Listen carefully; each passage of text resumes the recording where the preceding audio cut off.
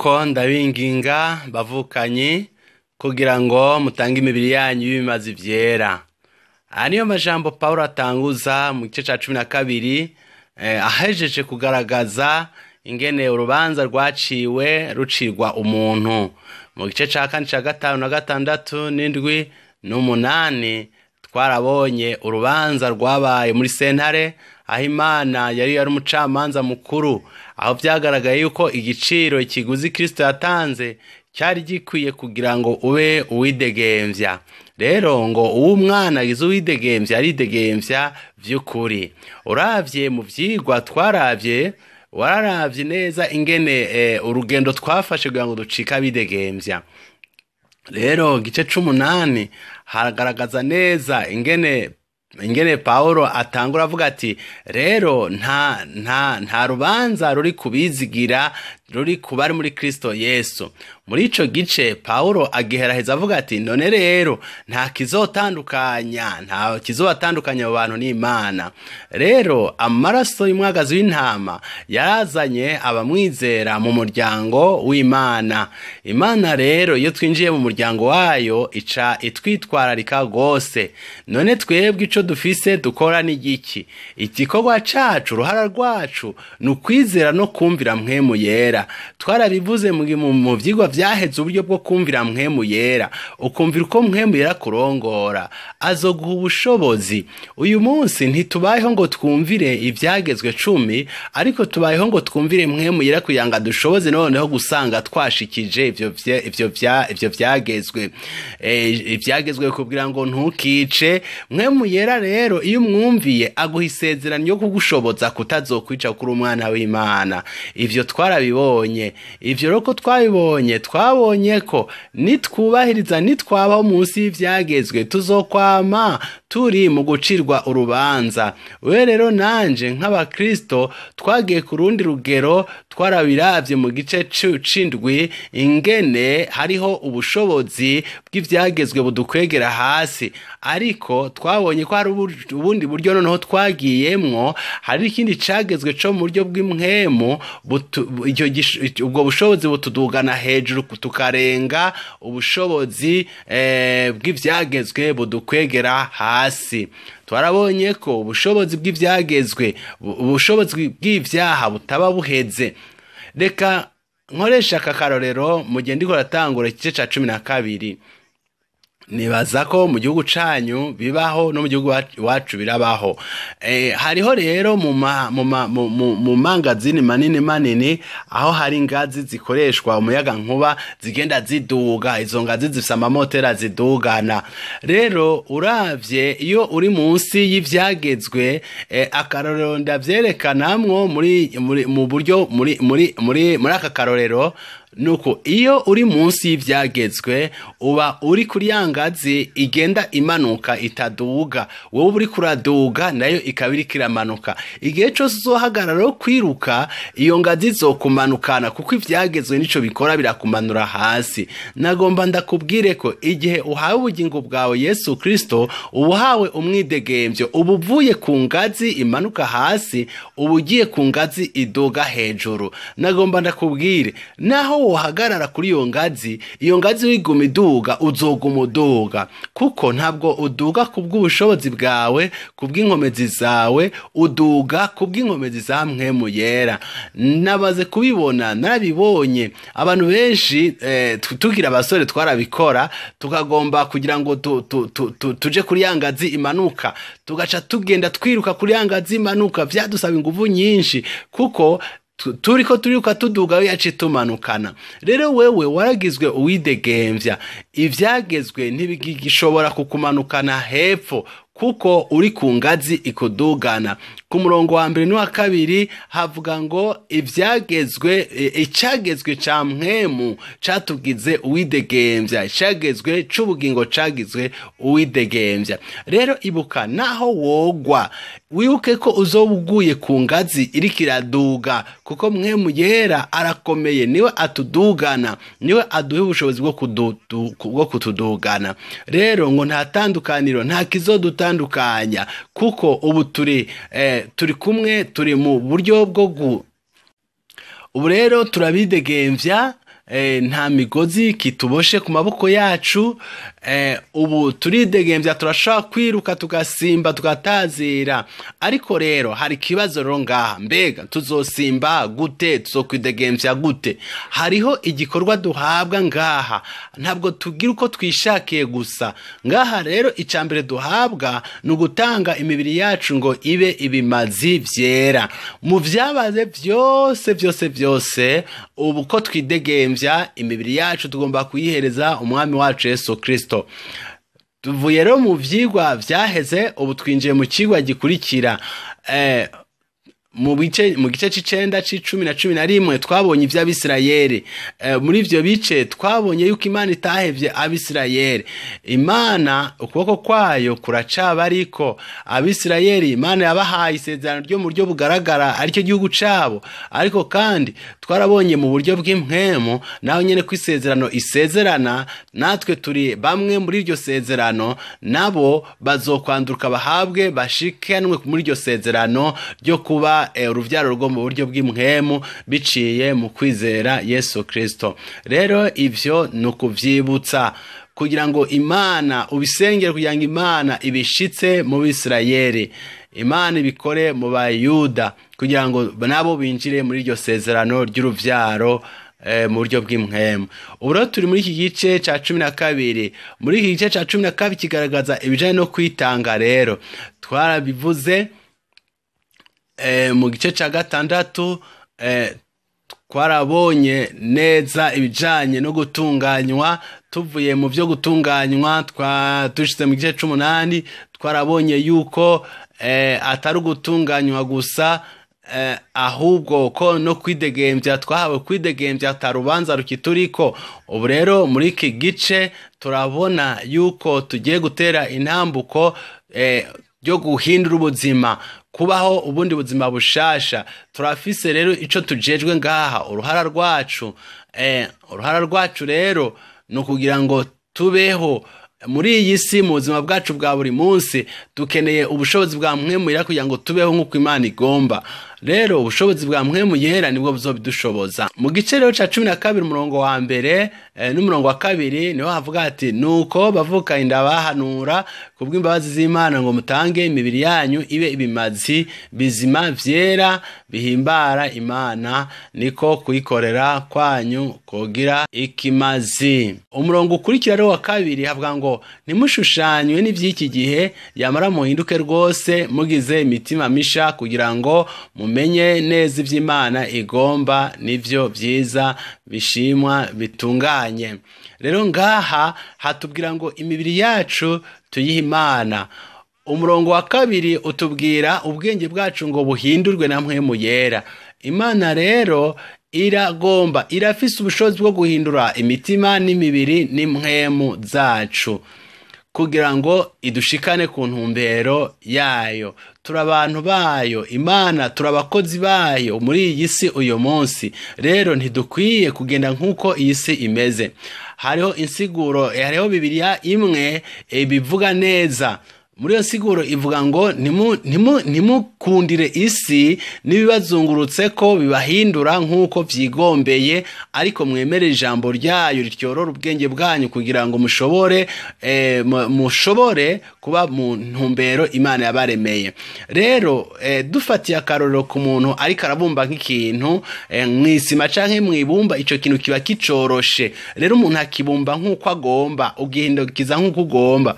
Paulo rero avuga muri umurongo wa 2 avuga ati, ntimwemerere isi ngo ibahindagure mu bwenge bwanyu, kuko ivyiyumviro vy'isi birahenda. Ubwenge bw'isi uravye uburyo abantu bakira ivy'isi bihereye mu binyamakuru n'ibindi, bakagomba kumva, bakagomba kwemera ivyo bintu, ugasanga ivyari vyiza bavyise bibi, ivyari bibi bavyise vyiza.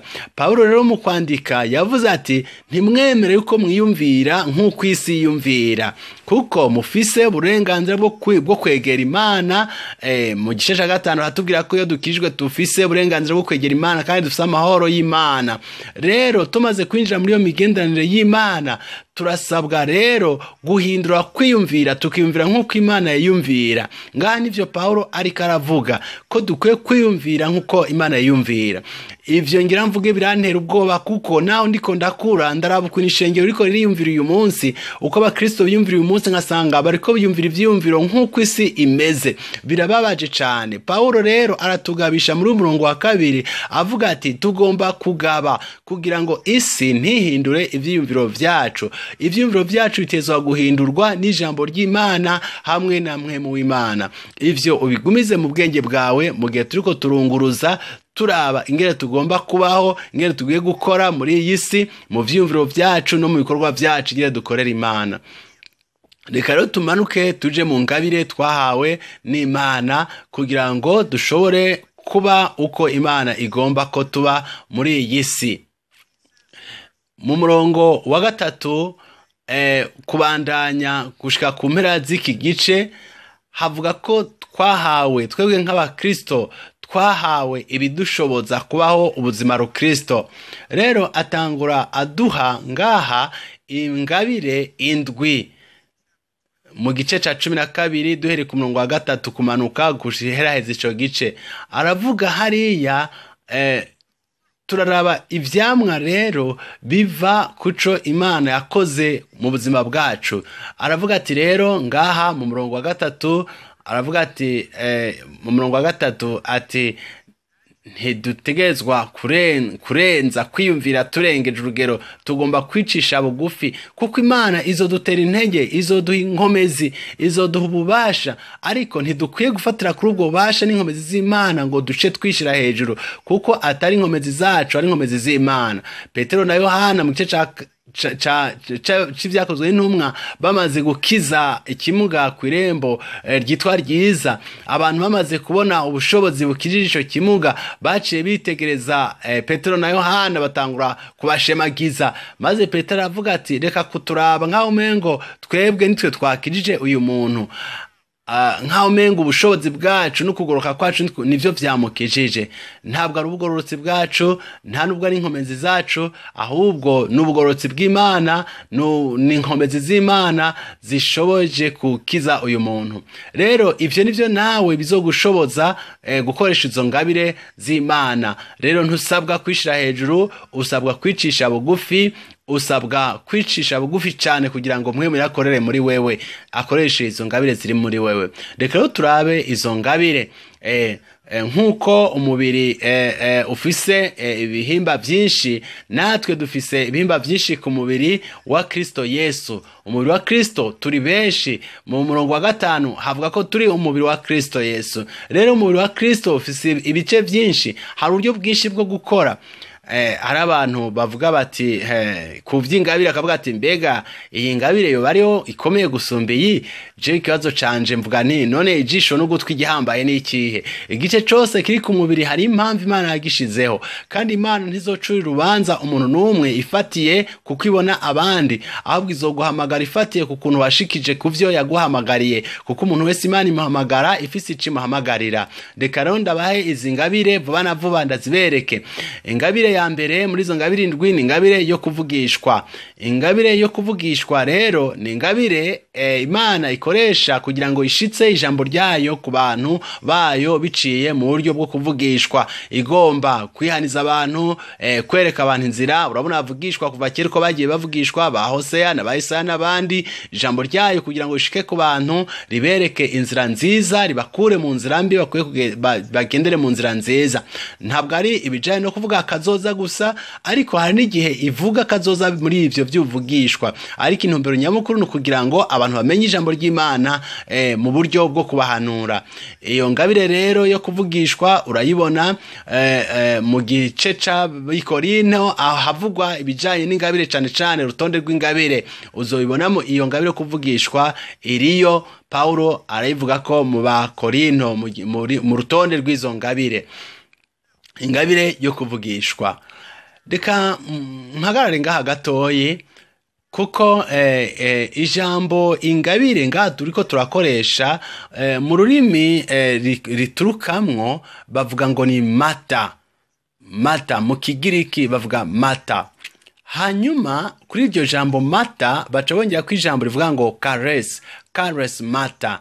Caress iryo jambo risigura ubuntu, mata risigura ingabire. Ubwo rero ayo majambo biravuga ko duhabwa ingabire ku buntu. Ntushobora kwiyumvira ngo ingabire ni yiwawe. Ingabire iva ku Mana kandi uyihabwa n'ubuntu, ntabwo ari yugura, ntabwo ari yo uronka kuko ukoreye, ahubwo niyo uronka kubw'ubuntu. Rero uyihabwa kugira ngo ikorere muri wewe, Imana ikorere muri wewe biciye muri iyo ngabire. Ugomba ro kwitunganya rwose kugira ngo iyo ngabire iciye muri wewe ntagire ibintu na bimwe byo yicafuza, ntibicafuzwe n'ivyumviro byawe n'ikindi kintu na kimwe muri wewe. Turabonye rero iyi ngabire yo kuvugishwa ariyo twokwita caress mata nkuko twabibonye. Ingabire igira kabiri ni gukorera abandi. Mu murongo muri mu Bigalatiya igice ca 5:13 turahabona iyo ngabire yo gukorera abandi. Iyi ngabire rero ni uburyo bwo gukorera abandi mu buryo busanzwe. Kwigisha mu gitabo c'Abaroma twariko turasoma no guhanura, hanye twariko turasoma mu mirongo 7 n'8 uburyo bwo gutera intege. Umuntu wese arashaka guterwa intege, ariko usanga hari abantu bafise ingabire mu buryo budasanzwe, bafise amajambo yo gutera intege abandi kandi usanga bikenewe cyane. Ivyo turabibona muri iyi mirongo. Hariho rero n'ingabire yo gutanga muri Matayo igice c'10:8, gutanga mu buryo bwo gutanga nyene. Ahavuga ngo twaronye ubuntu dukwiye gutangira ubundi. Hari ingabire yo kuganza no kurongora abandi, tuyibona muri Timoteyo igice ca 3:4, tukabona kurongora abandi no kugira ubuntu, aho tubona muri 8 muri kitabo c'Abaroma nyene mu gice ca 12, kugira ubuntu, kugira neza abandi, kugirira ubuntu abandi. Izero n'ingabire tubonye, izi ngabire ndwi Imana izitanga mu ishengero kugira ngo zigirire akamaro abandi kandi zitanga ku buntu. Rero nagomba ntanga karorero mu buryo bwumvikana ingene Imana zikoresha mu ishengero. Reka twiyumvire ko hariho mu ishengero umugore agwaye, umushiki wacu twomwita Brown. Brown ni umukozi w'Imana mu ishengero, none aragwaye. Rero ambulance kuko aremvye iraja mutora, iramutwaye kwa muganga, ubu ari mu bitaro, araryamye mu gitanda ciwe araremvye. Ngomba ro urabe neza ingene zingabire zikora, zisha gukora no mu bitaro. Singomba kuvuga bwa buryo bwo kuvuga ubutumwa bwiza muri televiziyo, mu bikorane bikomeye. Ngomba kwerekana mu buryo busanzwe, uburyo busanzwe rwose. Wewe nanje mu buryo busanzwe ingene izo ngabire dushobora kuzikoresha zikagira akamaro ishengero ry'Imana. Brown rero nguyu aragwaye, ari mu bitaro. Haje rero umuntu afise ingabire yo mu buryo bwo kuvugishwa. Iyi ngabire twavuze ko ari ingabiriza n'ijambo ry'Imana mu buryo bwo kuvugishwa, umuntu akakira ijambo rivuye ku Mana, kuko iyo ngabire yashizweho kugira ngo ihezagire abantu bose. Ubwo rero uyu muntu nawe ari mu bitaro arakeneye kwakira iri jambo rimuremesha rivuye ku Mana. Rero uwo muntu akamushikiza iryo jambo rivuye ku Mana. Inyuma y'uwo muntu hakaza uwundi none hafise ingabire yo gukorera abandi, akitegereza hirya no hino akabona amashugwe ari iruhande y'igitanda aho Brown aryamye aracafuye. Uyo muntu agacatora amashugwe akayoza neza, agacasubiza mu kibanza cayo. Kubera iki? Kuko ari umukozi akorera abandi. Igihe wa muntu yazana ijambo ry'ubuvugishwa, ayo mashugwe ntiyayabonye kuko amaso ye ntiyarayahanze ku mashugwe. Ariko uyu muntu kuko ari umukozi, amaso yacu yakubitiza kuri ayo mashugwe, acara yakorera. Raba noneho rero abonye umusego w'umugwaye umeze nabaca ufata arawegeranya awushira ku mutwe wa Brown, hamaze ati nibaza ko umerewe neza kuryamye ku musego. Raba umukozi ico yakoze, yakoresheje ingabire yiwe kugira ngo ahezagire uyu muvukanye Brown. Yamukoreye, ntiyavugishwa ariko yamukoreye. Inyuma y'uyu muntu haca haza umuntu afise ingabire yo kwigisha. Rero uyu muntu n'ingabire yo kwigisha yitegereje ingorane uyu Brown ariko aracamo, none yagiye ku rusengero atanguye kubwira abantu mu buryo bwo kubigisha, abereka ingene Brown amerewe, ingene agwaye. Atanguye rero kubigisha inyifata ibere bakwiye kwifata muri ubu buryo bwo gufasha umuvukanyi Brown. Haca haza rero noneho uwundi afise iyi ngabire yo gutanga rero. Brown ari mu bitaro araryamye, uyu muntu aramushikira avuga ati mbega Brown, ndafise akabazo ndakubaza gatoyi. Mbega ibintu byose usabwa kuriha ngaha mu bitaro woba warabirishe? Raba igihe wa muntu akorera abandi yaza icyo kibazo ntiyakibajije. Kubera iki? Kuko ingabire yiwe ari gukorera abandi. Ubu rero uyu muntu arabajije, abaje Brown ati mbega Brown, Brown aramwisha ati oya yes mfise nukwera amahera menshi, nashoboye kuronka gusa nk'ibice 50% vy'amahera ngomba kuriha ngaha mu bitaro. Wa muntu rero afise yangabire yo gutanga, acabwira Brown ati ntusubire kuvyiyumvira kandi vyo kuriha, nzoriha ibintu byose uzosabwa byose. Nka kuriya kwa wa Musamariya mwiza yavuze ngo nzoriha ivyazosabwa ivyazokenera byose. Uyu muntu rero atanga ariko arakorera mu ngabire yiwe. Inyuma y'uyu muntu atanga noneho haje ufise ingabire yo kurongora, yo kuganza. Haje avuga ati mbega Brown umerewe gute? Uyu muntu arazi ko Brown afise abana 3. Azamubwira ati urazi igihe numviye ko yuko wagiye mu bitaro, ubwo nyene naciye nshiraho umugwi w'abagore bazoza baritwararika abana bawe, kandi nashizeho abantu bazoza baratwara ivyo kurya muhira babishira abana. Urazi cyatumye akora uku? Nuko afise ingabire yo kurongora. Ingabire yiwe yafashije uyu muvukanyi Brown kugira ngo ivyo mu rugo ntivyononekare. Wa muntu ro afise ingabire y'ubuntu nawe nguyo araserutse, azi kugirira ubuntu abantu. Araje yicaye iruhande y'igitanda ca Brown, aramwitegereje ingene amerewe, aramwitegereje aramubwira ati Brown turagukunda, turagusengera, turakwitwararika. Afise ingabire yo kwereka uwo muntu yuko nawe akunzwe, yiyumviriwe ko akunzwe. Ubu n'uburyo busanzwe cyane ingene ingabire zishobora gukorera mu ishengero mu buryo busanzwe cyane. Uri kurasoma ijambo ry'Imana ntushaka kuvuga ngo ngo jero ngo ufise ingabire yo kuvugishwa ngo ubwo ntangabire yo gutanga mfise. Usomye ijambo ry'Imana neza uzobona ko hari igihe bisabwa ko izi ngabire zose Imana zikoreshereza muri twebwe, naho zitoba arizo ngabire dusanganywe ku ruhande rwacu. Nk'akarorero ukaba uri umuntu akorera abandi ugasanga usabwa gutanga, wovuga uti oya jewe mfise ingabire yo gukorera abandi simfise ingabire yo gutanga. Wosanga uteza gutanga kuko gutanga bizana umugisha gusumba guhabwa. Izo ngabire zose rero twarazihawe mu ishengero kugira ngo zihezagire abantu mu ishengero.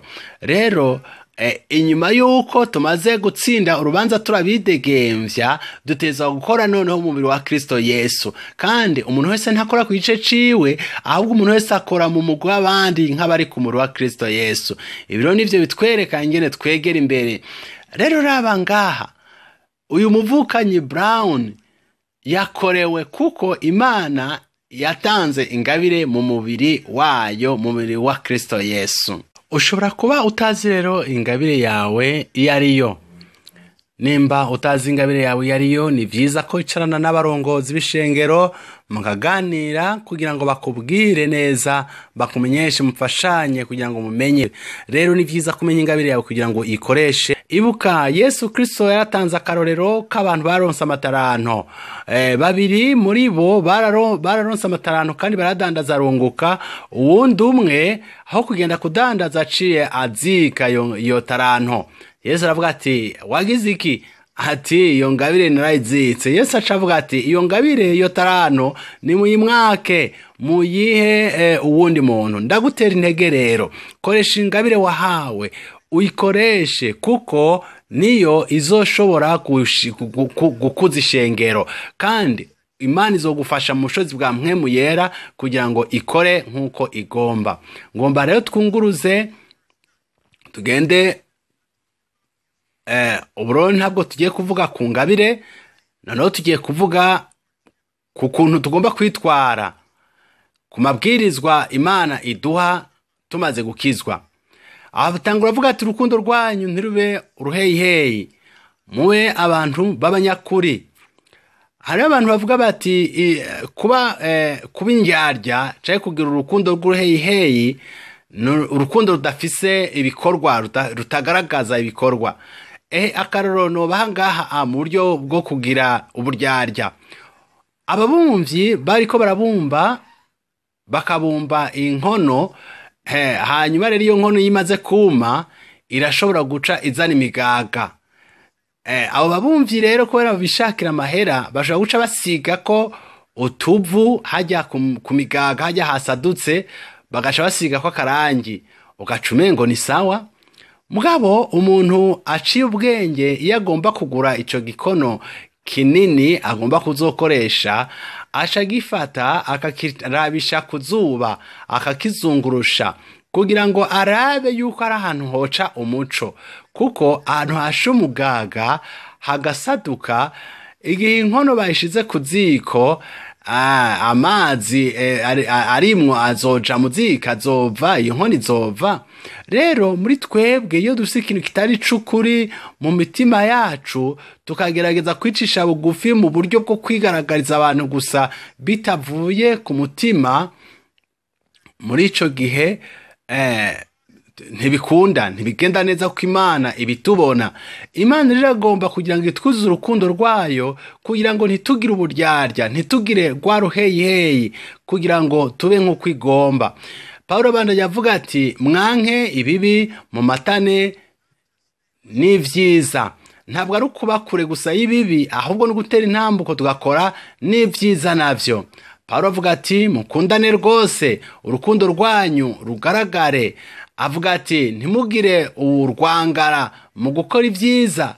Aravuga ati mukovye mu mitima mu gukorera umwami wacu. Ibi vyose ni inyifato ibereye, n'amabwirizwa duhabwa inyuma yo kwidegemvya tumaze gutsinda urubanza. Urabona neza yuko urwo rukurikirane aruheza avuga ati mubandanye, ntimugire urwangara, ntimucike intege. Avuga ati musangire n'abera, mutere intege abandi. Avuga ati rero ku murongo wa 12 avuga ati mubandanye buri munsi mu gusenga. Ibintu byose ntushobora kubikora mu gihe udashobojwe na mpwemu yera. Abandi yavuga ati rero murushirize gusenga ko mpwemu ari wazobashoboza. Udafise mpwemu yera nukuri woruha. Urazi hari igihe uzokorera abantu mbere n'ivyiza ntibanagushimire, muri ico gihe rero ugashavura, ukababara, ugacika intege. Ariko ivyo niba bikora ukoreshejwe na mpwemu yera, ntabwo uzocika intege, uzokorera umwami udacitse intege. Hanyuma inyuma y'ivyo vyose mu murongo wa 12 hazobaho uburyo bwo guhamwa, uburyo bw'imibabaro. Ibangaro nirihe? Uzorushirize gusenga. Ivyo vyose niba bikora uri kurasenga, usengera abandi, wisengere, aho niho uzoshobora gukorera muri iyi si, niho uzoshobora gukora ibikorwa vyiza muri iyi si. Rero ngo murushirize gutanga indaro. Icanyuma gutanga indaro. Nagomba mfata akanya gato ngira ico mvuga muri uyu mwanya. Nagomba mvuge iki kubijanye no gutanga indaro. Nagomba mvuge gatoyi kubijanye no gutanga indaro. Mu bijanye no gutanga indaro, Yesu yatubwiye ibintu bitatu. Yatubwiye kuvuga ubutumwa bwiza. Iyo uvuga ubutumwa bwiza utegezwa kugurura umunwa wawe. Kwigisha rero yavuze ati genda mwigishe. Kwigisha naho utegezwa kugurura Bibiliya. Yatubwira guhindura abantu abigishwa biwe. Guhindura abantu abigishwa biwe utegezwa kugurura ubuzima bwawe. Narabonye rero abantu baranezererwa kugurura Bibiliya no kugurura umunwa ngo bavuge ubutumwa bwiza bigishe, ariko birabagora kugurura ubuzima bwabo. Igihe Yesu yari karagendagenda, abigishwa baje baramuhamagara bati mbega mwigisha. Ati je nibaza ko mu bwenge bwanje bamuhamagaye baciye bamubaza bati mbega mwigisha ubahe, usembereye he? Iyumvira ico kibazo bamubajije. Ni muri Yohana igice ca mbere hafi ku mirongo ya 17 baramaze bati mbe mwigisha usembereye he? Ico kibazo umengo kirateye sinzi nyene nawe ucumva. Rero burya umuntu uko ari ntitumubonera mu bandi, ahubwo muhira niho dushobora kubona neza umuntu uko ari. Bibiliya rero ivuga ko Yesu ntabwo vyamubabaje, icyo kibazo nticamubabaje. Yaciye abatumira arabwira ati ingo muharabe, ingo murabe aho sembereye, ingo murabe muhira. Rero nibaza ko baciye bagenda muhira. Jewe vy'ukuri sinzi ivyo babonye muhira kwa Yesu. Bashaka kuba babonye igitanda kiri hasi, eka sinzi ico babonye, ariko ico babonye cose catumye bakurikira Yesu ubuzima bwabo bwose. Pawulo ngaha avuga ati ntimuzogire isoni zo kugururira abantu ngo baze muhiri wanyu, kuko abantu kushika muhiri wanyu niho muzoshobora kubigisha neza bakaba bigishwa ba Yesu. Ngaha rero aheza atanga uburyo bwiza bwo kwigisha abantu kubahindura abigishwa ba Yesu, yuko ari uko bazobugurura bakabaha indaro.